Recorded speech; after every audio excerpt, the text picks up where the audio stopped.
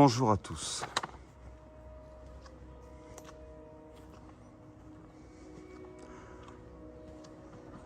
Alors, je ne sais pas si je vais vous mener en bateau, vous faire une balade,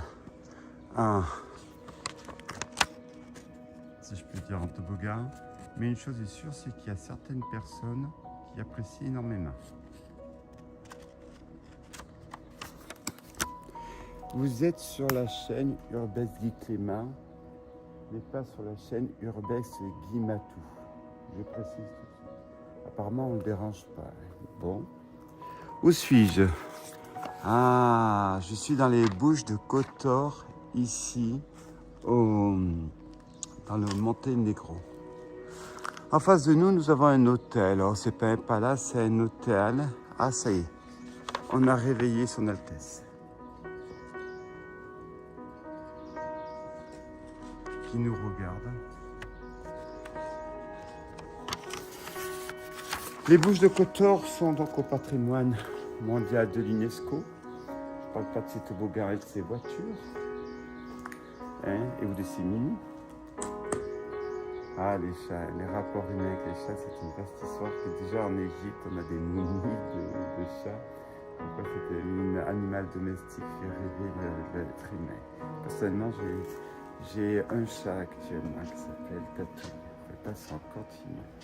Alors, je suis devant un de ces hôtels ici, abandonné, entouré de sa garde de sécurité, des toboggans et des voitures. On va s'approcher du chat pour marcher au travers des toboggans. Alors, avant toute chose, pour ceux qui ne sont pas abonnés à la chaîne, pensez à vous abonner et puis pensez également à Instagram. Alors, les Bouches de Kotor constituent une baie stratégique qui est occupée depuis l'Antiquité. Alors, je vais vous la faire courte, grosso modo, ça a appartenu aux Vénitiens. Il y a eu aussi les Ottomans, il y a eu l'Empire austro-hongrois, le dernier, il y a même les Français sous Napoléon, enfin sous Bonaparte. Il y a eu également, qu'est-ce que j'oublie dans l'histoire? Enfin bref, une vie tumultueuse, historique, très forte, parce que son emplacement fait que de choix. On retrouve beaucoup de fortifications. Ici, 3 sortes de structures abandonnées, si je puis dire, sont hyper courantes. Vous avez évidemment les hôtels, ce que je n'ai pas dit, mais il y en avait un aussi, un là. Il y en a un derrière moi, il y a celui-ci qui continue, il y a encore une palace. Donc c'est un hôtel à plusieurs centaines de chambres. Beaucoup d'hôtels abandonnés, alors des fortifications à foison, alors il n'y a plus que ça pour faire. Des bunkers, vous avez beaucoup de bunkers, les fameux bunkers maritimes. Je vous en ai présenté plusieurs en Croatie, mais là je suis donc plus au sud, enfin au sud. Je suis à la frontière plus au sud, à 25 km au sud de Dubrovnik. Vous avez donc des bunkers sous-marins pour y se mettre, éventuellement des bateaux, je pense.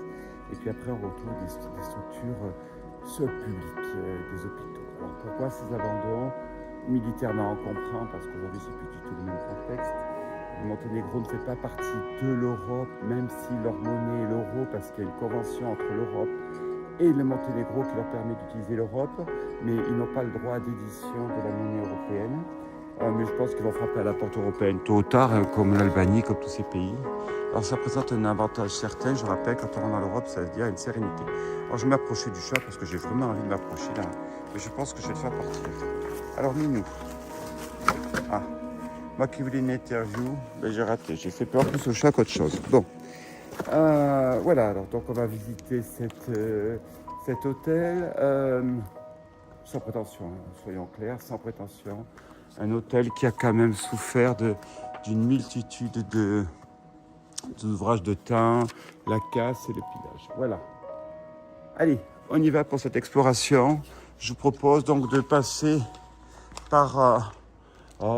soit il y a l'escalier ici, ou soit après il y a toutes les entrées de tous les côtés. Ça en est truffé. Allez, tenez, on va rentrer par là.